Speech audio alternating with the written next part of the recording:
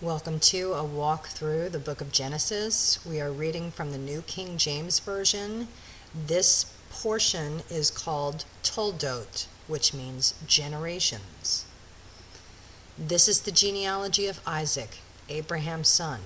Abraham begot Isaac. Isaac was 40 years old when he took Rebekah as wife, the daughter of Bethuel the Syrian of Paddan Aram, the sister of Laban the Syrian. Now Isaac pleaded with the Lord for his wife, because she was barren, and the Lord granted his plea, and Rebekah his wife conceived. But the children struggled together within her, and she said, "If all is well, why am I like this?" So she went to inquire of the Lord. And the Lord said to her, "Two nations are in your womb.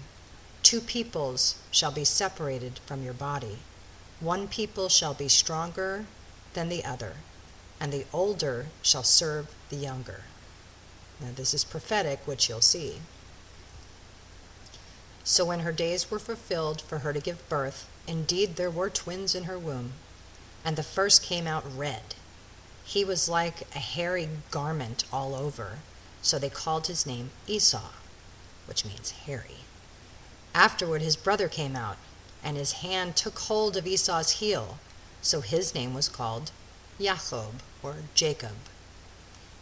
Isaac was 60 years old when she bore them. So the boys grew, and Esau was a skillful hunter, a man of the field, but Jacob was a mild man, dwelling in tents. And Isaac loved Esau because he ate of his game, but Rebekah loved Jacob. Does this mean the parents didn't like the other ones? No, but they had their favorites. Now Jacob cooked a stew, and Esau came in from the field, and he was weary. And Esau said to Jacob, "Please feed me with that same red stew, for I am weary." Therefore his name was called Edom, which means red. But Jacob said, "Sell me your birthright as of this day." And Esau said, "Look, I am about to die, so what is this birthright to me?" Then Jacob said, "Swear to me as of this day." So he swore to him, and sold his birthright to Jacob. And Jacob gave Esau bread and stew of lentils. Then he ate and drank, arose, and went his way. Thus Esau despised his birthright. So this is very interesting.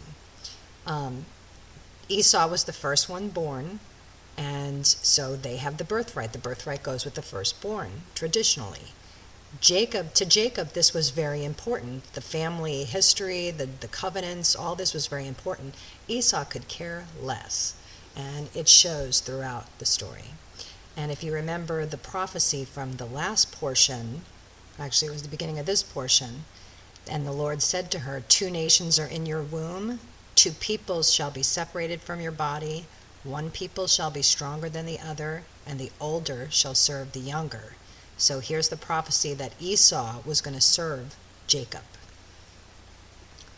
There was a famine in the land, besides the first famine that was in the days of Abraham. And Isaac went to Abimelech, king of the Philistines, in Gerar.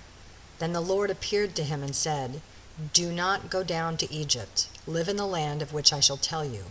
Dwell in this land, and I will be with you and bless you. For to you and your descendants I give all these lands, and I will perform the oath which I swore to your father Abraham. And I will make your descendants multiply as the stars of heaven, and I will give to your descendants all these lands. And in your seed all the nations of the earth shall be blessed, because Abraham obeyed my voice and kept my charge, my commandments, my statutes, and my laws." Interesting. So Isaac dwelt in Gerar, and the men of the place asked about his wife, and he said, "She is my sister," for he was afraid to say, "She is my wife," because he thought, lest the men of the place kill me for Rebekah, because she is beautiful to behold. Now he's doing exactly what his dad did.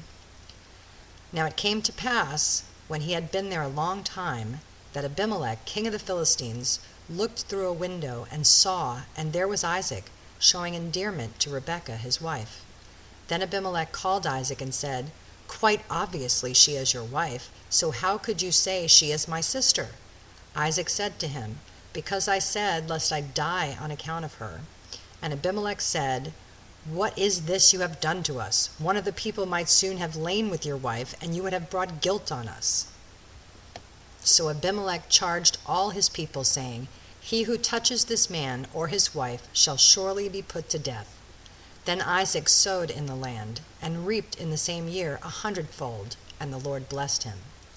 The man began to prosper, and continued prospering until he became very prosperous, for he had possessions of flocks, and possessions of herds, and a great number of servants. So the Philistines envied him. Now the Philistines had stopped up all the wells which his father's servants had dug in the days of Abraham his father, and they had filled them with earth. And Abimelech said to Isaac, "Go away from us, for you are much mightier than we." Then Isaac departed from there and pitched his tent in the valley of Gerar, and dwelt there. And Isaac dug again the wells of water which they had dug in the days of Abraham his father, for the Philistines had stopped them up after the death of Abraham. He called them by the names which his father had called them.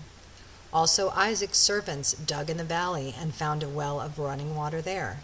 But the herdsmen of Gerar quarreled with Isaac's herdsmen, saying, "The water's ours." So he called the name of the well Issac, because they quarreled with him. Then they dug another well, and they quarreled over that one also, so he called its name Sitnah.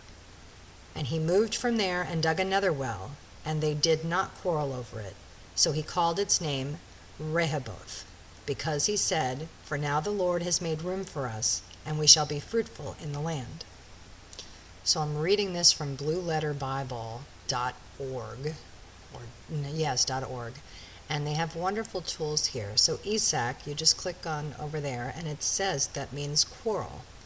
Sitnah, enmity, and Rehoboth, spaciousness. So if you ever need to know what a word means, it's a great program. Then he went up from there to Beersheba, and the Lord appeared to him the same night and said, "I am the God of your father Abraham. Do not fear, for I am with you. I will bless you and multiply your descendants for my servant Abraham's sake." So he built an altar there, and called on the name of the Lord, and he pitched his tent there, and there Isaac's servants dug a well. Then Abimelech came to him from Gerar with Ahuzzath, one of his friends, and Phicol, the commander of his army. And Isaac said to them, "Why have you come to me, since you hate me and have sent me away from you?" But they said, "We have certainly seen that the Lord is with you." So we said, "Let there now be an oath between us, between you and us, and let us make a covenant with you, that you will do us no harm, since we have not touched you, and since we have done nothing to you but good, and have sent you away in peace. You are now the blessed of the Lord." So he made them a feast, and they ate and drank. Then they arose early in the morning and swore an oath with one another, and Isaac sent them away, and they departed from him in peace. And it came to pass the same day that Isaac's servants came and told him about the well which they had dug, and said to him, "We have found water." So he called it Sheba, which is oath or seven. Therefore the name of the city is Beersheba to this day, which is well of the oath, or well of the seven. When Esau was 40 years old, he took as wives Judith the daughter of Beri the Hittite, and Basmath the daughter of Elon the Hittite. And they were a grief of mind to Isaac and Rebekah.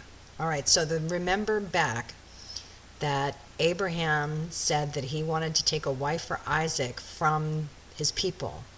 And here are the two children of Isaac, Jacob and Esau. And Esau, again, just goes out on his own and marries some of the daughters of the land. Not good. Now it came to pass when Isaac was old, and his eyes were so dim that he could not see, that he called Esau his older son, and said to him, "My son." And he answered him, "Here I am." Then he said, "Behold now, I am old. I do not know the day of my death. Now therefore, please take your weapons, your quiver, and your bow, and go out into the field and hunt game for me, and make me some savory food, such as I love, and bring it to me that I may eat, that my soul may bless you before I die." Now Rebekah was listening when Isaac spoke to Esau his son, and Esau went to the field to hunt game and to bring it. So Rebekah spoke to Jacob her son, saying, Indeed, I heard your father speak to Esau your brother, saying, 'Bring me game and make savory food for me, that I may eat it and bless you in the presence of the Lord before my death. Now therefore, my son, obey my voice according to what I command you. Now go to the flock and bring me from there 2 choice kids of the goats, and I will make savory food from them for your father, such as he loves. Then you shall take it to your father, that he may eat it, and that he may bless you before his death.' And Jacob said to Rebekah his mother, 'Look, Esau my brother is a hairy man, and I'm a smooth-skinned man. Perhaps my father will feel me, and I shall seem to be a deceiver to him, and I shall bring a curse on myself and not a blessing.' But his mother said to him, 'Let your curse be on me, my son. Only obey my voice and go, get them for me.' So he went and got them and brought them to his mother, and his mother made savory food, such as his father loved. Then Rebekah took the choice clothes of her elder son Esau, which were with her in the house, and put them on Jacob, her younger son. Then she put the skins of the kids of the goats on his hands and the smooth part on his neck. Then she gave the savory food and the bread which she had prepared into the hand of her son Jacob. So he went to his father and said, 'My father.' And he said, 'Here I am.' 'Who are you, my son?' Jacob said to his father, 'I am Esau, your firstborn. I have done just as you have told me. Please arise, sit, and eat of my game, that your soul may bless me.' But Isaac said to his son, 'How is it that you have found it so quickly, my son?' And he said, 'Because the Lord your God brought it to me.' Then Isaac said to Jacob, 'Please come near, that I may feel you, my son, whether you are really my son Esau or not.' So Jacob went near to Isaac his father, and he felt him and said, 'The voice is Jacob's voice, but the hands are the hands of Esau.' And he did not recognize him, because his hands were hairy like his brother Esau's hands, so he blessed him. Then he said, 'Are you really my son Esau?' He said, 'I am.' He said, 'Bring it near to me, and I will eat of my son's game, so that my soul may bless you.' So he brought it near to him, and he ate, and he brought him wine, and he drank. Then his father Isaac said to him, 'Come near now, and kiss me, my son.' And he came near and kissed him, and he smelled the smell of his clothing, and blessed him, and said, 'Surely the smell of my son is like the smell of a field which the Lord has blessed. Therefore may God give you of the dew of heaven, of the fatness of the earth, and plenty of grain and wine. Let peoples serve you, and nations bow down to you.